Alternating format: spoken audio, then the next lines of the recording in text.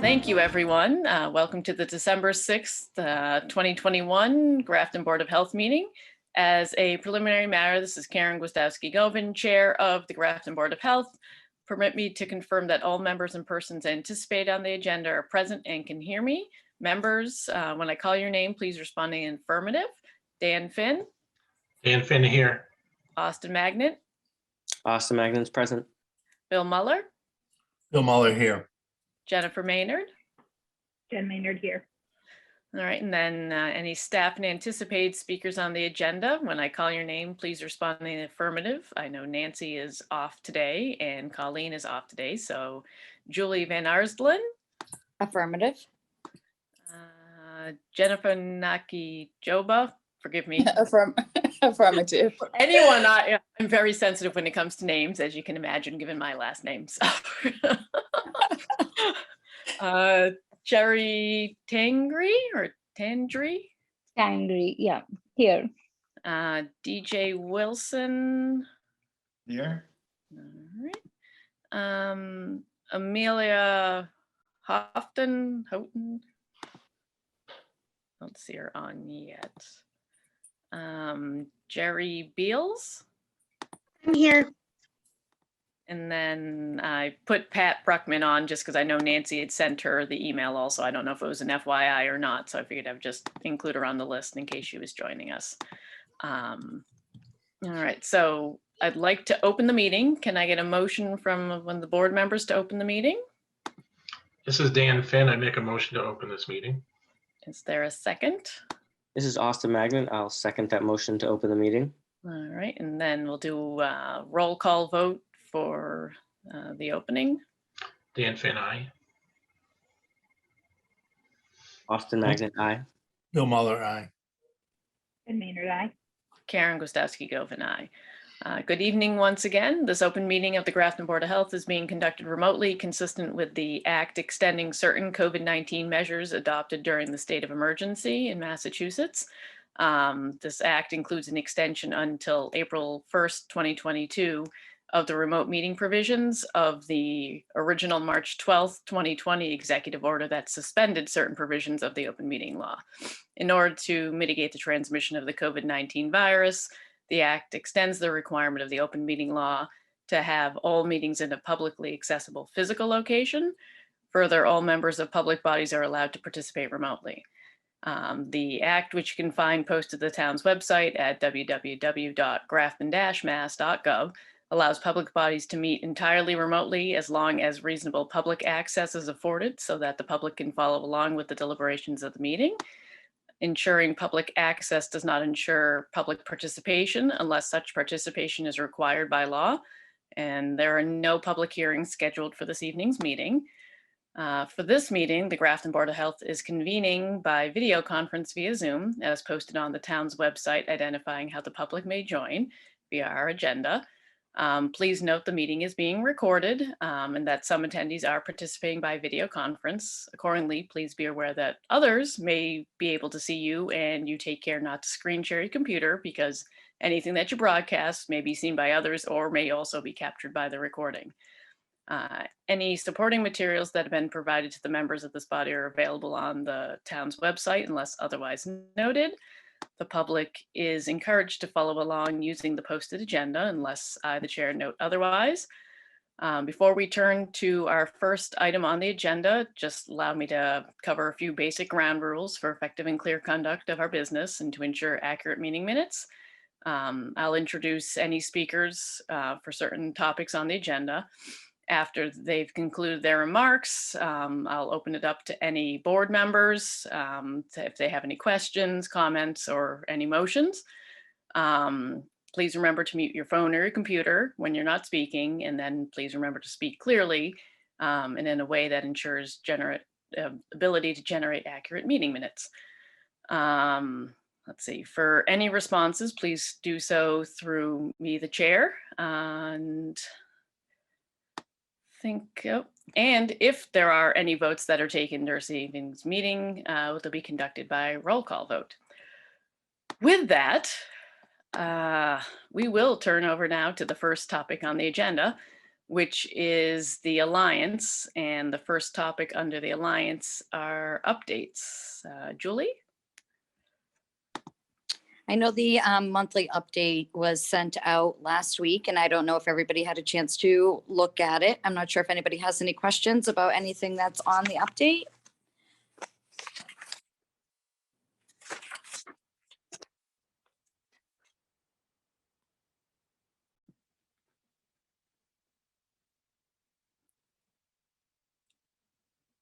Okay, I take silence as no questions. Okay.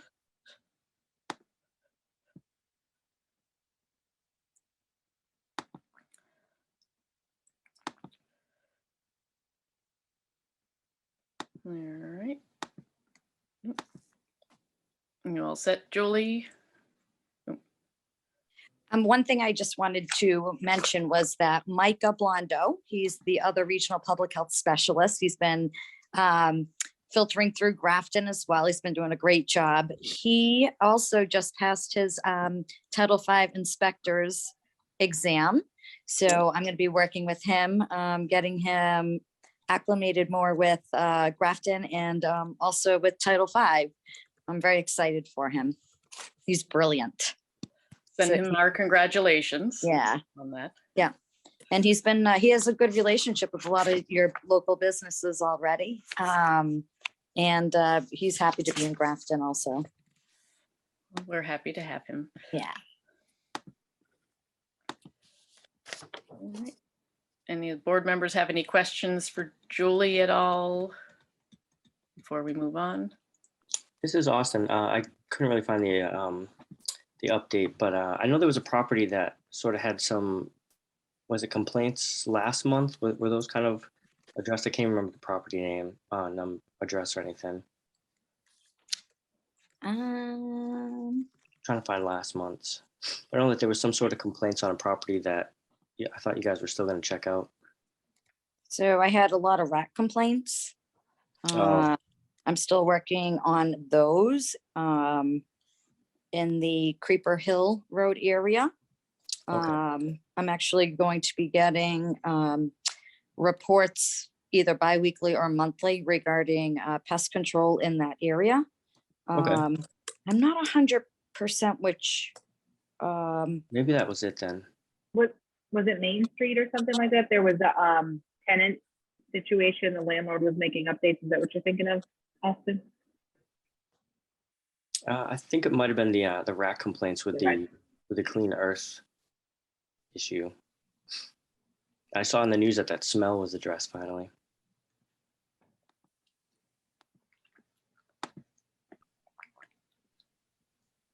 They've been working really hard. It's Feedback Earth. Feedback Earth is no longer, as of today, going to be testing soy or okara. So the operation ceased today around approximately 3:30 today. Soy will no longer be used as one of their products moving forward. Great, thank you. Yes. Darren, Yep, Dan. excuse me. Julie, it appears that Pepperoni Express is closed. Did you get notification of that, or have they moved? Do you know? From Pepperoni Express, the original building, No, yeah, the Lakeview. no, Me too. the one used to be a Burger King or something. Yes, so that one has been officially not operating for a while. And they are working in Lakeview Oh, okay. Pizza. That's where they're operating out of. Oh, good, okay. Yep. Thanks. Yep.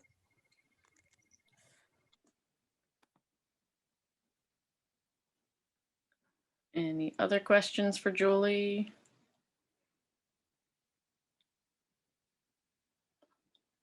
All right.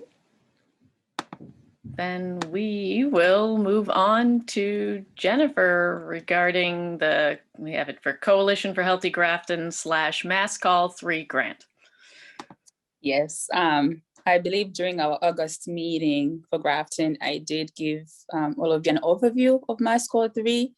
So I'm just here to give you a quick update of what we've been doing in Grafton. So far, I've had about 3 meetings in Grafton.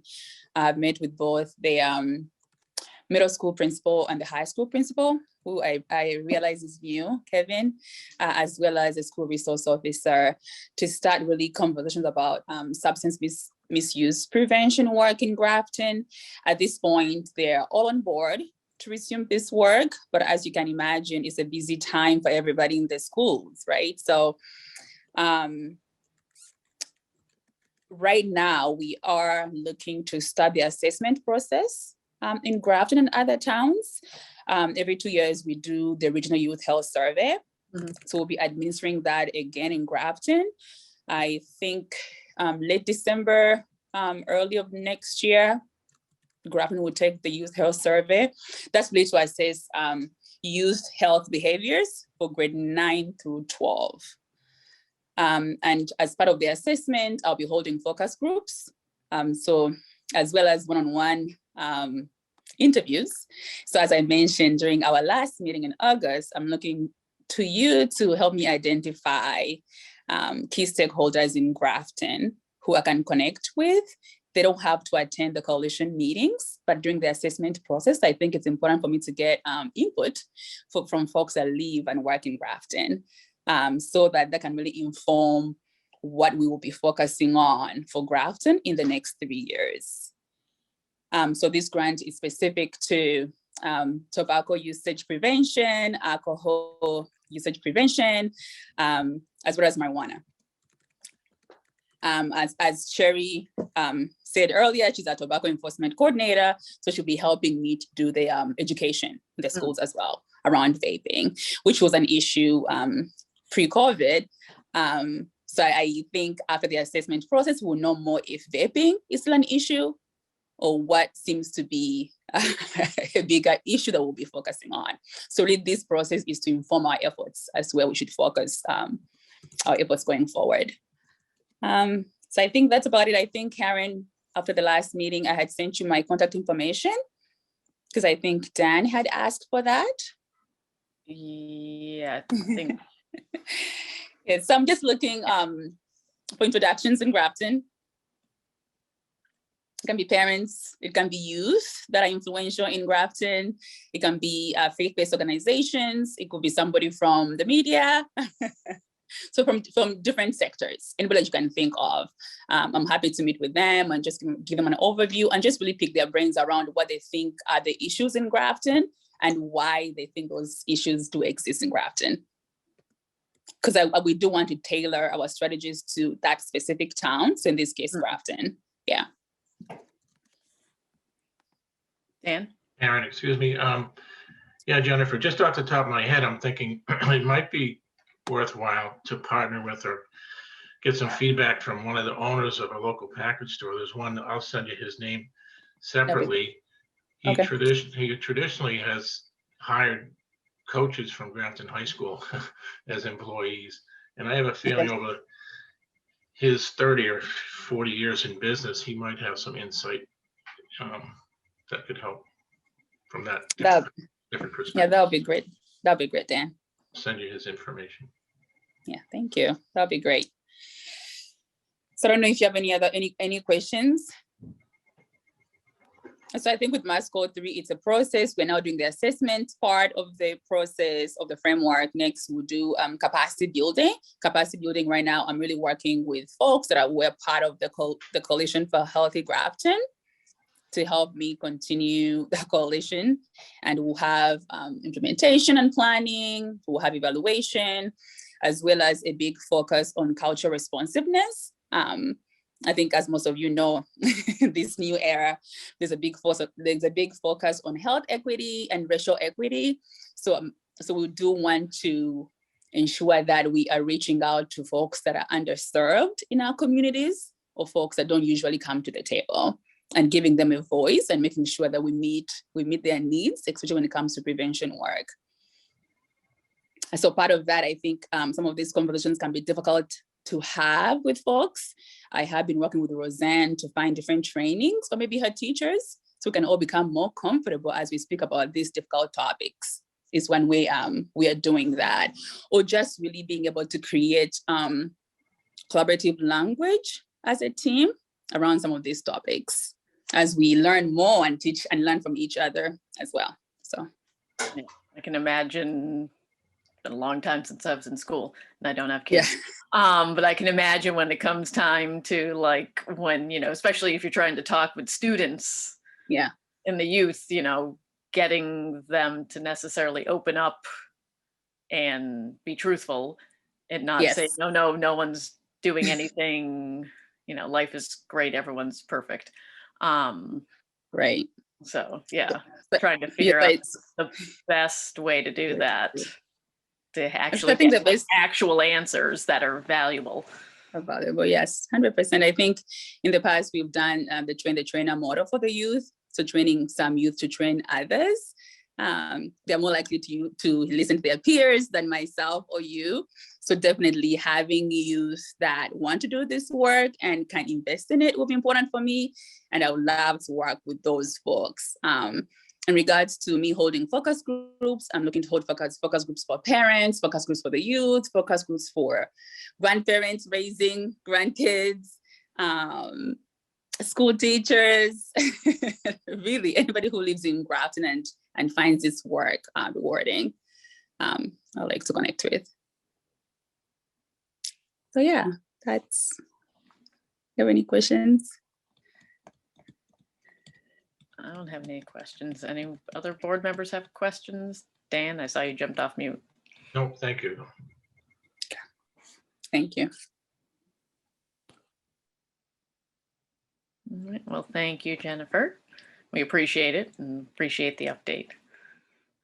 I'm looking forward to, digging into this further and getting some results, obviously. Me as well. I'll keep you all updated. Thank you. All right. Next up, we have Sherry and DJ regarding tobacco control update. Hi, everybody. Thank you for having me here. Cherry Tangri, I'm the prevention specialist. So I did send you an email with some updates. So the first item would be updating the blunt wraps definition. So DJ and his team came up with a definition that is an improvement, and it is a broad definition which would capture some products that are in the market and are actually blunt wraps but are mislabeled as cigars. Yeah. So that is the idea of making the enforcement easier by doing that, and also by using the word tobacco from the previous definition, which will make us ready for the day when in the market there is a product that is nicotine only tube but no tobacco. So basically to make enforcement easier. The second item is rolling papers, which are eligible for local regulation. So there are two options here. You can either ban the rolling papers or just ban the flavored versions. So rolling papers would be products that are no tobacco, no nicotine, basically hemp wraps and the cannabis wraps, if at all there are available. But hemp wraps are pretty popular in all the stores. And then if you want to choose to only ban the flavored versions, so that would be only flavored hemp wrap, and that would actually mean adding a sentence to the tobacco flavor enhancer definition.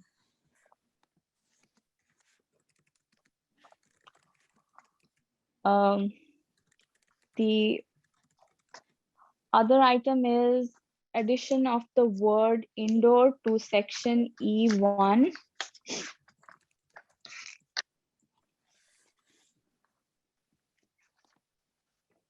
What is the context of the addition of the word indoor? Yeah. Okay, I just need to. I can. Yeah. talk In the about- meanwhile. The idea was, Okay. we had in northern Berkshire County a location that was trying to get a permit, but they operate outside, which we thought was just a really impossible thing to make sure that you were securing product away from kids, that you were carding kids correctly. But it just turned out to be, it was just a kind of a daffy thing to do. So we just decided that it made more sense to put indoor so we would not run into this again. Okay, interesting. Thank you. Yeah. And the next item would be increasing the minimum prices on cigar sales. So increasing it from $2.50 to $2.90 for the single cigars, and for a pack of 2 or more, that would be $5.80. And Boston is the first one to do this, right, DJ?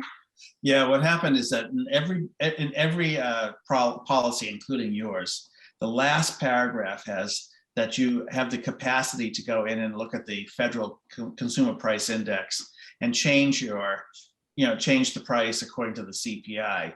So no one has ever done this. Then about 6 months ago, Boston did the calculation. They came up with this calculation of $2.90 and $5.80.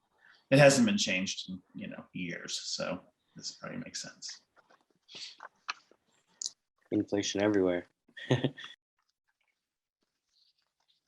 The next would be amending the flavor policy, like the definition, just adding the words possess and hold. That would mean any store owner who says, I have this flavor tobacco products just to mail it out of state, or, it's for my personal use. So again, it would make enforcement easier if we add this language. So so that would mean that they cannot even store it anywhere inside of the store. And the last item is including a new policy chart. It's a very crystal clear chart that DJ and his team has come up with. It states the state regulations, fines for the state regulations, and fines for the local regulations. So it's really it's something very clear that you just look it up and you can find. This is really included for retailers really have a clear understanding of when they violate a policy, what their penalty is. Though in most instances, because almost all the fines given out statewide and including by Cherry are sales to minors and flavor violations. So that's about 98% of the violations, but this at least makes it very clear. And so we can also show, frankly, we can also show other local officials or the questioning public who didn't think that are wondering why you are now giving out a much higher fine, that the retailer will have in their hands a regulation that spells this out in that chart.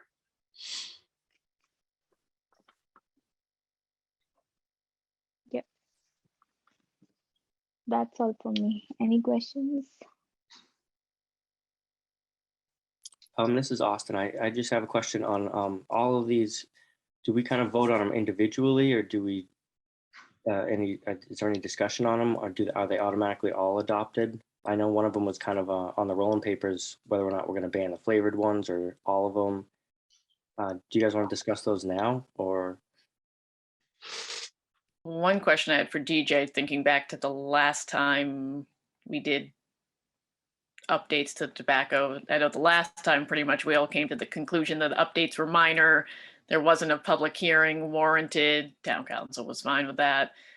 For these, do you have that same thought, DJ, or are these you might actually have some questions from the retailer population for both the blunt wrap definition update and for including flavored rolling papers. I will say, however, just as a reminder, you're not required to have a public hearing. And Cherry and I lived through the Shrewsbury public hearing and they were the very first to include flavored rolling papers in the policy. Nobody testified for or against it. And we had the same thing happen in both Chelsea and Somerville. No one showed up to testify about them.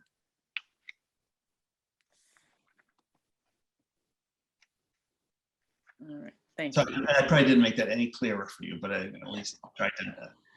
It's what lawyers do.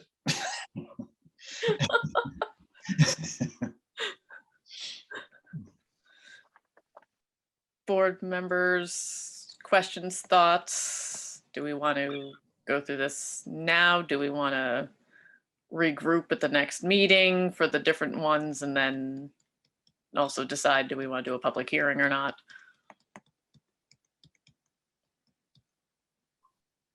Dan, I think you were off mute first. Thanks. Yeah, I think maybe we should wait a couple weeks till our next meeting to adopt them all. I'm a little confused about the first one with the rolling papers. Are they banned now, but Oh, I can explain it to you. So, there's been a state law on rolling papers for a very long time. And the state law basically was you have to be at least 18 to buy. And there was a preemption that unless your city or town put a policy in place prior to like 1987, something like that. So it's been on the books for 30 years, that you were preempted from doing anything beyond that state law.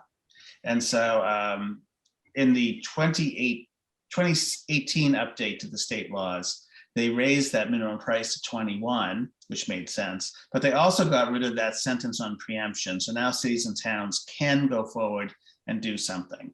So, you may have a very active substance abuse coalition that wants to get rid of rolling papers altogether.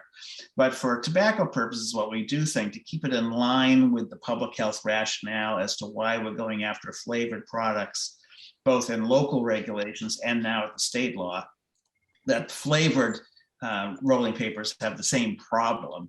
It's that kids are attracted to them and we don't want them to start a nicotine addiction by buying their favorite chocolate rolling paper.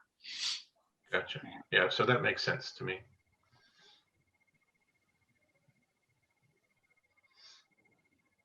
Austin, did you have a question I was just or gonna comment or whatever? say that I did agree with the flavored rolling paper ban, but I'm not quite sure I agree with just a blanket rolling paper ban.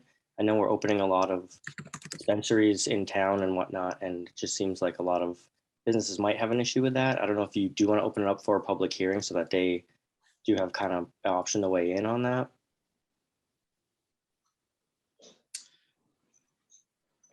DJ, I was gonna, if we're talking cannabis dispensaries, Yeah. that was my next comment on them. that's totally separate from the tobacco regs, correct? Yeah, so they cannot sell tobacco, so they couldn't sell blunt wraps, but they can sell plain rolling papers. Yeah. And so that really is their call. And I think do we actually put in a word about that? No, I don't think we do.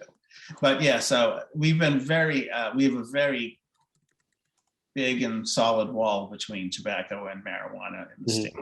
And we don't do anything with them and they don't do anything with us, but they would be able to sell rolling papers. Would the local Cumbies still be able to sell hemp rolling? And if you were to adopt that, they'd be able to sell plain rolling papers. So Not the flavored regular ones. sliders, but not flavored ones. Right. Okay. Thank you for clearing that up. A whole new world compared to back just tobacco and only tobacco that we had to worry about I back know. in the day. We know. I'm sure you know a lot better than us. All right. Do any board members disagree with Dan's thoughts to wait until the next meeting that we have coming up? Just to take it back and everyone can review each of the specific suggested changes and thoughts, and then we can come back. And Would that be the December 27th meeting where we're signing, or would this be the next monthly meeting in January? so the December 27th meeting with signing, I was going to get to this afterwards, but Julie can actually sign. Julie's going to check each of the permits as it is when they come through. And she has the authority to sign the permits. Okay. instead of us. So Interesting. One if, signature instead of 3. yeah, Okay. as the director as such. Mhm. So if that's the case, which was not the case back in the day, when we all had painful wrists from signing everything nonstop, then, and obviously we can keep the December 27th on the calendar for now, but we may not need it, especially from a signing perspective. But do we keep it on the calendar for now, not knowing what the world of COVID's going to look like? We can always cancel it. Dan? Yeah, Karen, this is Danny. I think we should keep it on the calendar because, again, maybe reviewing the tobacco regs and adopting them. And as you said, we may have another item or two that might come up, I suspect. And I personally was remiss in reviewing them ahead of time. I'd like a little more time to do that. I'm not all that familiar with rolling papers, but it seems to me cigarettes are like $10 a pack, which is pretty crazy. And there might be people that roll their own cigarettes. I don't know that you can find a cigar under $3 anywhere. What happened to the 5-cent cigar? But personally, I'd like a little more time just to review them. I don't know what everybody else thinks. Austin? I agree with more time. I was almost going to say we should cancel the 27th meeting just because it's right in the holidays. If we don't need to sign, Yeah. And that's where I can tell you that's where I'm leaning. just move it up a week for our meeting. But Maybe 2 weeks, actually. I think it might be 2 weeks between those two. I'd say I have it listed on my notes. I don't know why I was going to go look at my phone and have to search for it. January 10th. So yeah, it's like 2 weeks. So 2 weeks.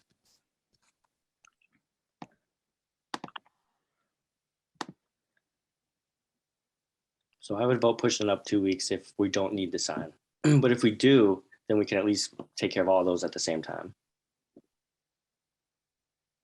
Anybody else have any thoughts? I would be okay with that. Yep, sure. All I right. would be as well, yeah. All right. I know we never really like to have the meeting right in the middle of the holidays, but it was always done traditionally because no one wanted to sign 200 some odd plus permits in one night, so we would split them out across a couple meetings. Yeah.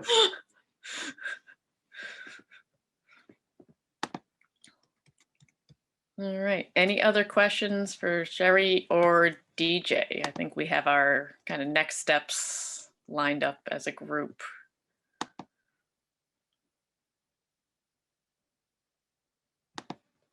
Thank you very much, you guys. Yeah. Yep, thank you. Sure, no trouble at all. Thank you. All right, Thank you. bye-bye. Bye. All right. Next up, we have Amelia and Jerry. And Amelia, hopefully you can speak now. Can you hear me? Yes. Okay, thank goodness. I don't know It what was just happened. as a phone number, so it's like I have no clue whose phone number that is. And this is not how I planned it. I really want to see everyone and wanted you guys to see us because I'm trying to introduce Jerry Beals, our new public health nurse. She is the new regional public health nurse and will be working with Grafton in the future.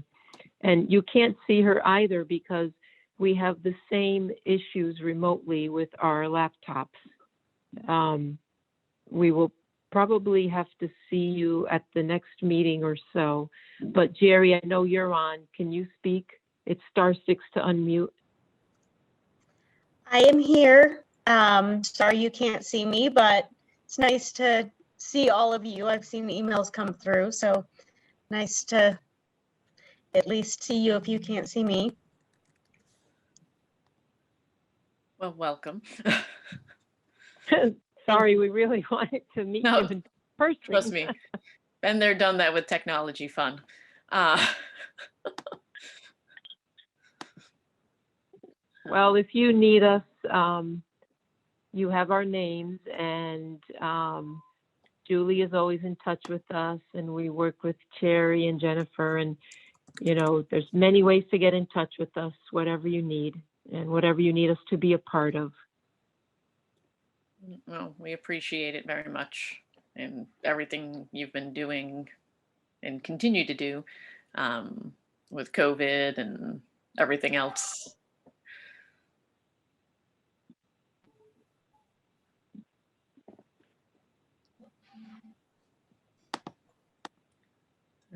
Any questions from the board members, comments? Forward to meeting and working with you guys now in the future. Yep, for sure.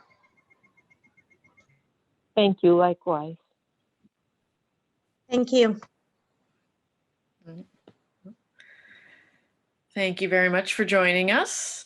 That's all we had for the Alliance topic. Next topic is COVID. First part of that is cases. As of December 5th, Grafton's been informed of a total of 1,676 confirmed positive cases since case tracking started in early 2020. The number of new cases continues to increase further in Grafton, the surrounding communities in the state. And now we have the new variant of concern, Omicron, that's been identified in Massachusetts and at least one person in some other states also, and then a variety of countries across the globe. Individuals are still very strongly advised, especially now, given the exceedingly higher case counts and the new variant as we're getting into the winter here now, and people are doing less outside, to exercise precautions, especially mask wearing, social distancing, frequent hand washing, etc. And then also, even though we're not talking about vaccinations yet, that's the next topic, individuals are strongly recommended to be vaccinated, to get a booster if you're eligible per the guidelines, to help protect you and others around you. Delta variant is still out there and circulating heavily also. So that hasn't slowed down. I did see that the town posted video, Dr. Hirsch's video around breakthrough cases, etc. So that did go out. I know the poster was sent out to the board members that was put together by the Alliance around mask wearing and vaccination. Is that something, and I wanted to bring it before the board, is that something that the board members want to have posted? Obviously, we can post it on the town's website, etc., and the Facebook page, but anywhere else? Or want to just pretty much open up for thoughts? Karen, this is Bill Muller. I do think that with the increase in the number of cases and the appearance of new variants and so forth, we're approaching a point where our strategy regarding mitigation efforts has to become a little bit more intensified. I thought the poster was great. But I do think that if it's going to be used, it really has to be posted on the door going into local businesses. I think putting it on a website, I'm not sure will have that much effect. But I know that we're reluctant to mandate these mitigation efforts, but I think we can more strongly encourage them. And I think the poster would be a good supplement to do that, and actually would be complementary to the one that we came up with on our own, that's posted on the roadways and things of that sort. I mean, fortunately, the Omicron variant, even though it appears to be much more contagious, may not be as virulent. I think that remains to be seen. but it's probably not the last variant that we're going to have to deal with either.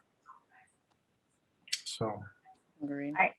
I agree with Dr. Mueller. I think, you know, as we've talked about, we're really trying to be somewhat conservative with kind of pushing any requirements down, but that's always been our stance, to highly encourage, and what better way is to get in front of people. So, you know, if we could get like printouts and not just within city offices or town offices, I think, you know, maybe we could talk about dropping off some of the local businesses as he mentioned, and strongly encouraging them to post it as well. The more people can see that around town, and the businesses know that we're supportive of it, I think that would be beneficial. Dan? Yep, thanks. Yeah, I agree. But Julie, are those signs free of charge to our town? Did I understand that right? Yeah, so they sent them so you could print them out. Oh, okay. The other thing that I could do, I mean, I could, you know, keep them on my clipboard, and if anybody wants them while I'm out, I can hand them out as well, if they choose to have one. Right. Yeah, And make them readily available. Right. That's great. It's a great idea, yeah.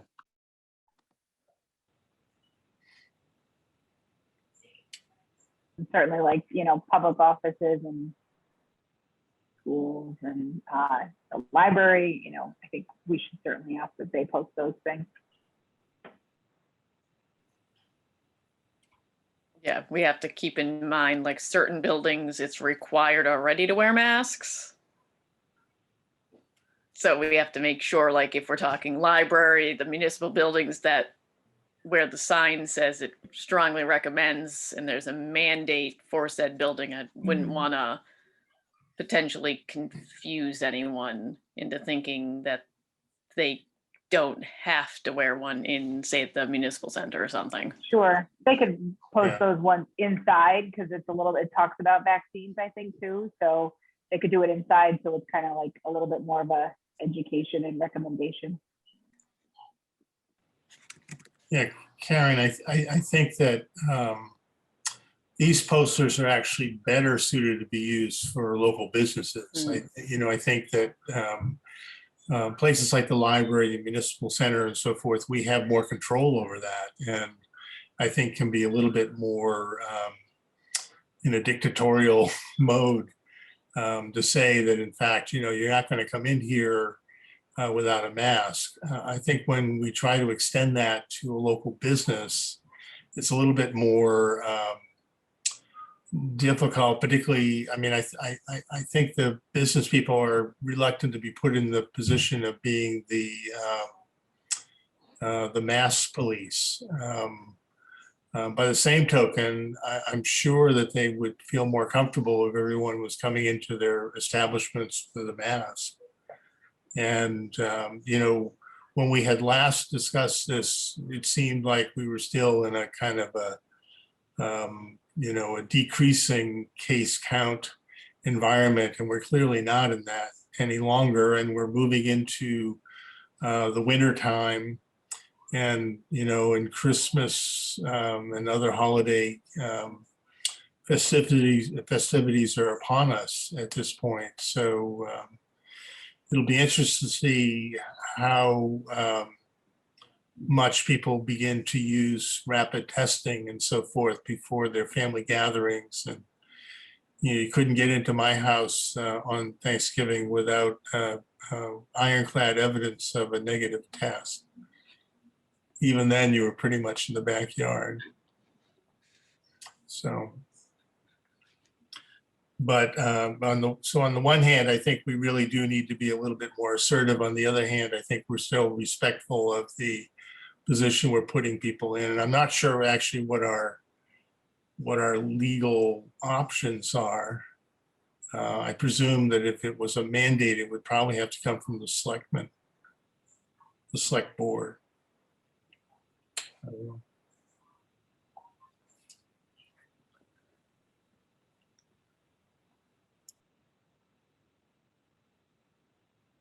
Any other comments on that right now? No. All right. Let's see. We just lost Dan. All right. Vaccines, we already touched on in terms of strongly recommending that all individuals are eligible to get vaccinated, do get vaccinated. And then obviously if you're eligible for a booster at this point, then we recommend you receive a booster ASAP. Let's see, children ages 5 to 11 can get vaccinated with the Pfizer vaccine. And the links are on our Board of Health website in terms of information about the 5 to 11 boosters, the immunocompromised allowances that happened a little while ago. So all those links are there, or pretty much all of them you can find. If you go to the CDC's website, there's links for each area with that. Dan's back. Okay. Mitigation efforts. Hey, Karen. Oh, yep. Hey, sorry. Are you guys aware that the Worcester Public Library has vaccines every Wednesday and Saturday, and they do all age groups? Did not know that. Just in case. Okay. I mean, it's a consistent clinic. Okay. Okay, just FYI. Good to know. Because I know Can that I- slots have been getting scooped up pretty quickly at the world of like CVS and Walgreens and stuff, because now you've got everyone trying to, between the pediatrics, you've got the boosters, Yeah. you've got the people now who are like, oh, I now need to start getting vaccinated, or maybe I need still my second dose. You've got same amount of appointments as there were, and much larger populational fighting for those slots. Yes, that's true. And even though the number of vaccinations are going up at the library, like you say, now all of a sudden people are thinking about it, and it's closer to the holidays. So if you go there, just expect a little bit of a wait. Yeah, I think that was the same kind of line that they gave with the UMass site. They do testing and vaccinations on certain days, and it's walk-in for the vaccinations, and they're like, be prepared for a wait potentially. You don't know, obviously, but Right. if there's not appointments, anytime something is walk-in and at high demand, there's probably going to be a line.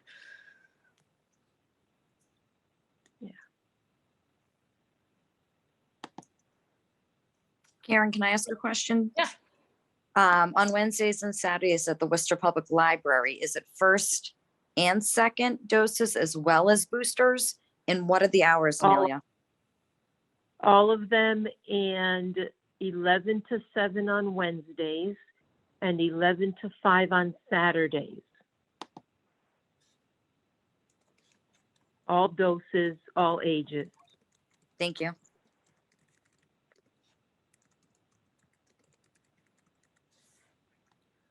Thank you very much, Amelia. No, it's good. Doesn't hurt. Any bit of info to get to people is a good thing.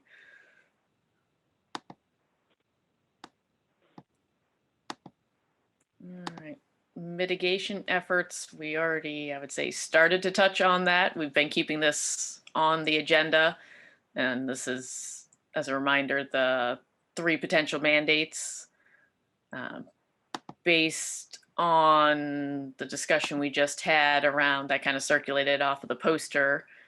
Obviously, I want to open up the topic officially on the agenda, but also being cognizant that it sounded like the group wasn't looking to necessarily go in and place mandates at this point in time. But I just wanted to bring it up as an official topic to make sure that that was the path we're still holding on.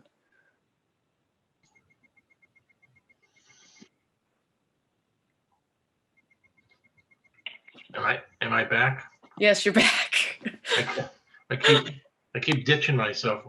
Yeah, I just wanted to mention that, I think there are several types of health, and there's physical health, mental health, economic health, and I think we have to be cognizant of all that. And when we get to the meeting thing, still think we should pencil in that meeting, the 27th, and just in case we have to have an emergency one, and then we can, anyway, but we'll talk about that as we get to future meetings. Agreed. That's why I was kind of hesitant to just say, let's just take that off the agenda right now where we all have it on our calendars. I'd rather leave it, and we've got, 20 days or so before then. We've got time to figure out if we want to keep it or not, and keep an eye on the data and everything too, and how things are going. Right, that's what I think. All right. Then we've got, that was it for topics. Mail/correspondence. Austin, do you have that? Yeah, we got a pretty large letter. Yeah. Take a drink of water before. Oh, yeah, right. I'm gonna lose my voice right as I'm about to start. Let me see, who is it from? It's from Rosemary Boulanger. Looks like stated November 11th, 2021. To Karen Godowski Govin, Chair, Board of Health, Town of Grafton, Grafton Memorial Municipal Center, 30 Providence Road, Grafton, Mass. 01519. Mrs. Godowski Govin, the mission statement of the Grafton Board of Health is to protect the health, safety, and well-being of the town of Grafton residents. As abutters and concerned citizens of Grafton, we are writing to you today to express our concern regarding the large-scale warehouse or life sciences manufacturing facility being proposed at 244 Worcester Street, which will have a significant negative impact on the health, safety, and well-being of all Grafton residents. The community started learning about the project in late September with the multiple public hearings run by the Planning and Zoning Board of Appeals. Even former Chair McCusker of the Zoning Board of Appeals has questioned whether or not this project meets the definition of being in the public good. As the community learns more about the project, the concerns grow. Grafton is not located in an urban setting. It is our right as residents to have the benefit of use and enjoyment of our properties. Health concerns. The current plans call for an approximately 300,000 plus square foot warehouse or life science manufacturing facility with 75 truck bays in the rear side of the building. This is considered a large-scale warehouse operation. Normal warehouses house between 35 and 45 truck bays. We do not know who the end user will be, but with 75 truck bays, a considerable amount of traffic throughout the town will become a reality. That brings us to truck emissions. Trucks are the largest source of air pollution from vehicles, responsible for 70% of the smog-causing pollutions and 80% of the carcinogenic diesel soot. Its composition often includes hundreds of chemical elements, including sulfates, ammonium, nitrates, elemental carbon, condensed organic compounds, and even carcinogenic compounds and heavy metals such as arsenic, selenium, cadmium, and zinc. It is widely known that these emissions can cause respiratory and cardiovascular issues leading to premature death. Diesel emissions are now the primary source of air pollution in the Northeast, leading to a higher than average asthma rate, including a child asthma rate that is 10% higher than the national average.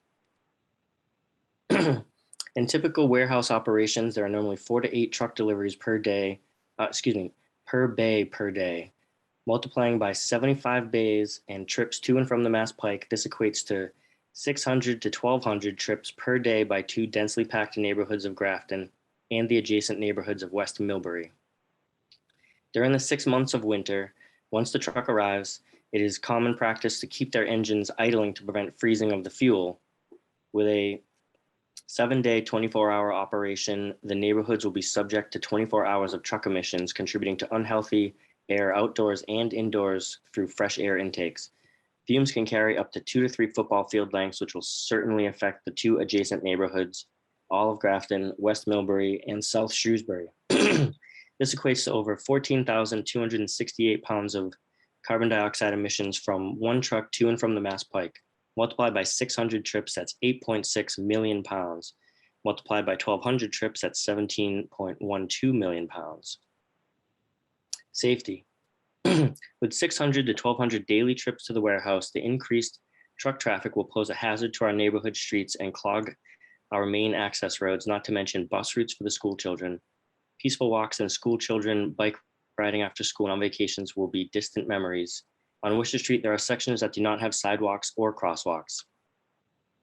as many neighborhoods across the country have been experiencing detrimental impacts from warehouses being quickly constructed without awareness of health and safety concerns, we have the opportunity to not blindly follow along, but to carefully consider whether this is what we want for our town's quality of life in what has been a desirable mix of residential and commercial properties. The approximate distance of this proposed distribution center / warehouse from the main road is 50 feet. This is less distance than running from a home plate to first base on a Little League field. In addition, this proposed facility will be less than 300 feet from the nearest residential neighborhood directly across the street. For example, after Northborough installed a large-scale warehouse, school track teams can no longer run on the streets due to the safety hazards of the trucks going to and from the warehouses. Residents are frustrated with the traffic. Truck drivers are diverting into neighborhood streets, jackknifing and blocking roads, driving onto lawns, taking to neighborhood streets to sleep.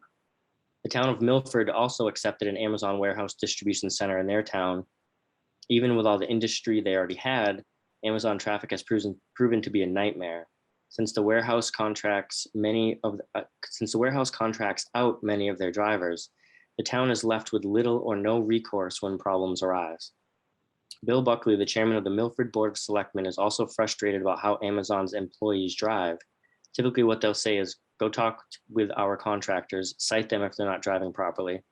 It's just consistent backed up traffic. If we knew it was going to be like this, I don't think we would have allowed it in the town, said resident Michael Rooney. Town officials also believe the volume of delivery vehicles traveling to and from the distribution and transportation centers in Milford is overwhelming. The benefit to taxes and revenue is far less than the negative impact that they're having on our community and quality of life. In California, where large warehouses have been constructed for Amazon, residents regularly get notices of poor air quality, in part due to the emissions from the truck traffic. The research compiled by the People's Collective for Environmental Justice shows how warehouses have proliferated in the Inland Empire and industrial regions 60 miles east of Los Angeles. The warehouses, which bring severe truck pollution to neighborhoods, are correlated with bad air quality and related health problems. And all that traffic is correlated with a rise in dangerous air quality and subsequent respiratory health problems that hit communities of color the hardest, including asthma, bronchitis, and cancer, according to a report this month by the People's Collective for Environmental Justice, researchers at the University of Redlands and other local groups. The Economic Roundtable authors also documented the environmental cost to communities hosting Amazon fulfillment centers. They say that every day, ships, trucks, trains, and airplanes bring an estimated 21,500 diesel truckloads of merchandise to 21 Amazon warehouses in the 4-county region. Amazon trucks last year created $642 million in uncompensated public costs for noise, road wear, accidents, and harmful emissions, the report said. Our concerns as neighbors of a large proposed warehouse are mirrored in effects across the country to confine the warehouses to non-residential areas. And it gives a link to that. Next, it talks about the well-being. It says that noise with a 7-day, 24-hour facility, noise will be a constant. The increased truck traffic and including the reversing of the trucks to get into the loading docks. The information's report highlights that the trucks cause a significant disturbance in the previously quiet New England town. The publication observed 52 tractor trailers at the Amazon between 10 p.m. and 11 p.m. and measures sounds from the trucks above 85 decibels, similar to a lawnmower. Odors says there will be 7-day, 24-hour diesel fumes, light pollution. With a 7-day, 24-hour operation, lights will be on 16 hours per day in the winter and 12 hours per day the rest of the year. There'll be loss of values to our properties. Who will be the end user? ? Environmental concerns. It is our right as taxpayers to ask and expect answers to these questions during the public hearing process. Has Wyman Gordon cleared the land prior to selling the parcel? Will all the vegetation be removed from 244 Worcester Street? Will development restrict the flow of wildlife? Will the toxic emissions travel to Flint and Hovey Ponds and into our drinking water wells? How will the large parking lots be treated during the winter? What is the groundwater mitigation plan? What is the environmental mitigation plan? Will there be a noise mitigation plan? Is earthwork involved in the project? Where is the project excuse me, where in the project is the buffer that will be enjoyed as open space? What will be stored in the warehouse? And if life science manufacturing facility, what will be housed in the facility and what will be omitted? Thank you for listening to our concerns. Respectfully, Rosemary Boulanger, 10 Fairlawn Street, Chris and Amy Thornton of 15 Maplewood Drive, Lindsay Holdsworth of 9 Fairlawn Street, James Shannon of 237 Brigham Hill Road. It says it's on behalf of abutters to 244 Worcester Street and the concerned citizens of Grafton. They have cited some reports here. Do you want me to get into the reports they've cited, or is that kind of overkill? No, that's fine. Okay. Thank you. Thanks for following along. Any questions or comments from the board members? Oh, this is Austin. I do agree with a lot of their concerns. I can absolutely see them wanting to get ahead of this and voice their concerns. Dan? Yep, this is Dan. Yeah, I think we all sympathize with that potential situation. I'm not so sure it should be on our plate first. I mean, if there was toxic fumes and things like that, obviously we'd have to step in and would. I'm thinking the planning board and or the zoning board, or even a town meeting. I think they did CC, as I recall, a number of boards as well. And personally, I would support their concerns. But as a board, I don't know that we can really do much at this point. I don't know what do you think, Karen? I mean, we're not permitting the facility. Right. Karen, I think we could, though, at least validate that their concerns are legitimate. Yeah. You know, I mean, I do think that it will have a pretty consequential impact. I haven't really been following it that carefully, but it seems like they've been kind of coy about exactly what the plans are. You know, that they're going to build a huge building without really having a tenant. Yeah. And I don't know whether that means that they know who the tenant is, but they don't want to draw fire because of that, or whether legitimately they just don't know what the tenant is. It's obviously land that's, you know, got fairly close proximity to the Mass Pike, so I would understand that a distribution sort of operation would be a definite possibility. I mean, I would agree with Dan that it's not necessarily our purview, but in fact, I do think that we could certainly, you know, support their concern and say that these concerns need to be understood and better addressed. Yeah, I mean, they are valid concerns looking at the type of facility and the potential time frame that the facility can be operating and the number of bays, all of that. Yeah. Yeah, I don't know if we've ever done any kind of, just because I haven't been here long enough, you know, when we get a letter like this, you know, there's obviously a certain board that has a little bit more to hear from stakeholders and to answer some of those questions. I don't know if they can, you know, as we said, so we support that and just ask them to make sure that those things are addressed beforehand.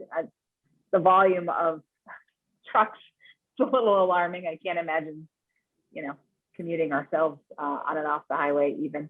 But yeah, I don't know if we ever do any kind of cross collaboration to just say, you know, it would be helpful for people to have some clear answers to these things as they go down the path.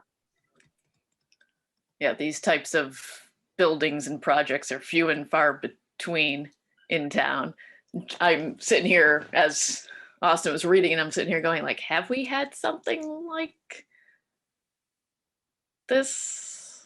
Yeah. Nothing is coming to mind. That doesn't mean that it's not something a decade plus ago. That's just not coming to mind. UPS is pretty large, and that's not too far away, but besides that, maybe Washington Mills really brings the most trucks in town. Yeah, and that would Washington Mills existed long before I joined the board. Yeah, Yeah, but the traffic there on 122 leading to the Pikes backed up enough. I can't imagine 600 more Yeah. trucks a day.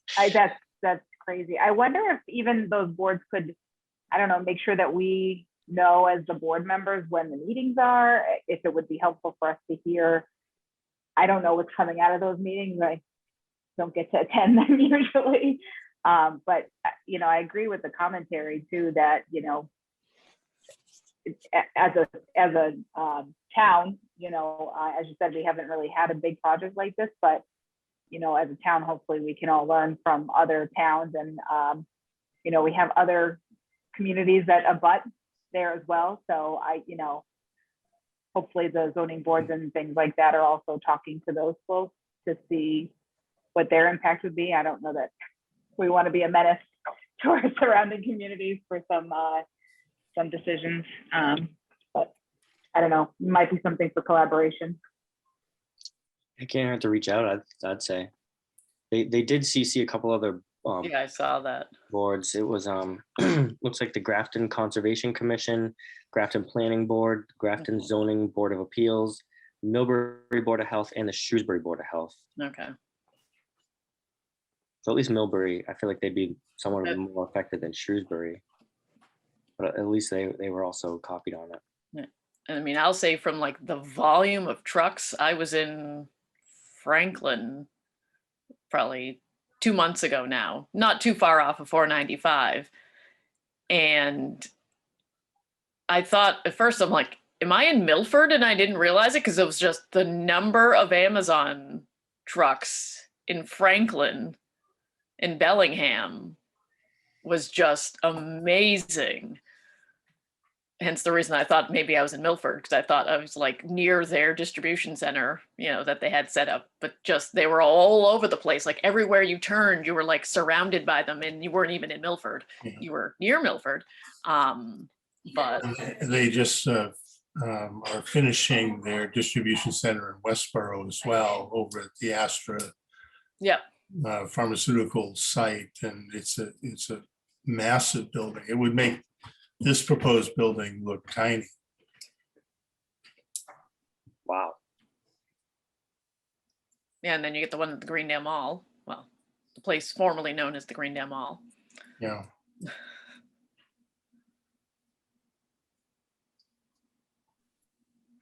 Well, Karen, would it be appropriate to at least acknowledge their concerns and say that we offer our engagement with whatever process is going forward? Just to say that, they're not alone in this. Yeah, I like that wording a lot too. Offer our engagement. Yeah, agreed. agreed.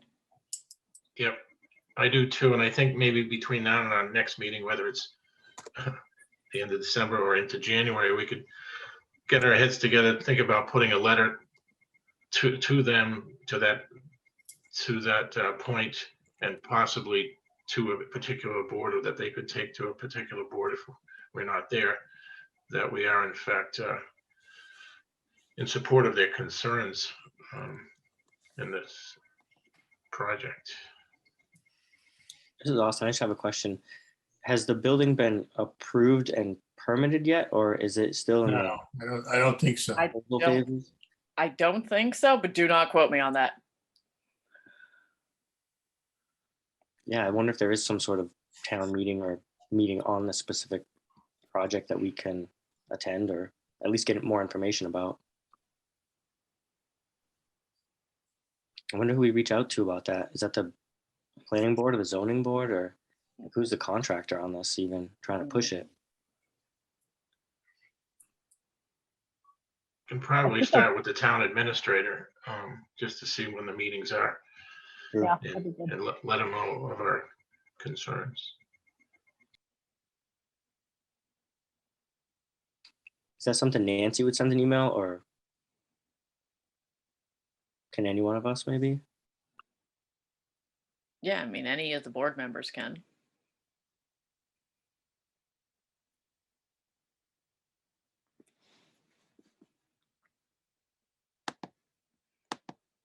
I can reply to the email that we got the letter on. And I think I found the link to the property. I think it's the right one. I'll send it all to you guys.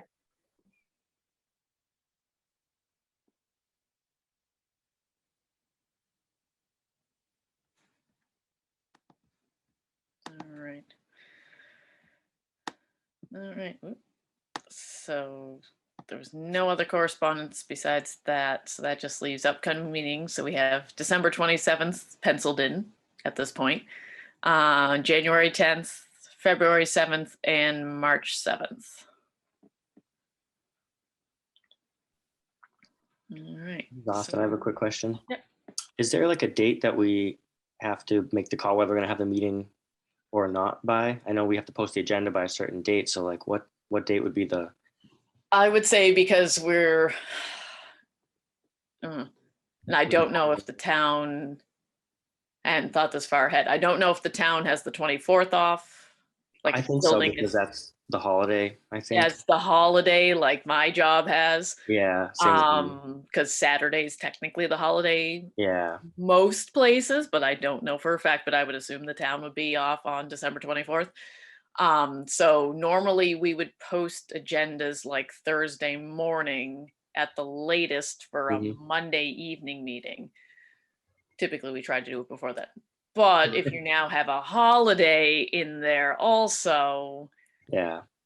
I would say we should be finalizing a decision probably by like Monday. You know, like, Yeah. are we going to have it or not come Monday, the 21st? I think it is 20th. 20th. Yeah. Okay. Yeah, that's a week away and that would work. Yeah. And okay. then, because if we are going to have it, then we need to have an agenda pulled together and posted Yep. pretty rapid fire after that to make sure we don't mess up and miss the deadline. Mm-hmm.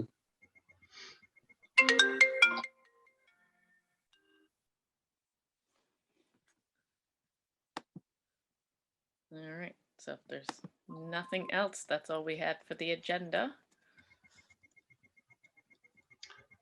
Okay, this is Dan. I'd like to make a motion to adjourn this meeting and to get ready for the Patriots game. You don't have to vote on that part. This is Austin. I will second that motion to adjourn the meeting. All right. Roll call vote. Dan Finn, aye. Austin Magnan, aye. Bill Muller, aye. And Maynard, do I have to watch the Patriots game now? Karen Gostowski Govan, aye. No, you don't have to watch the Patriots game if you don't want to.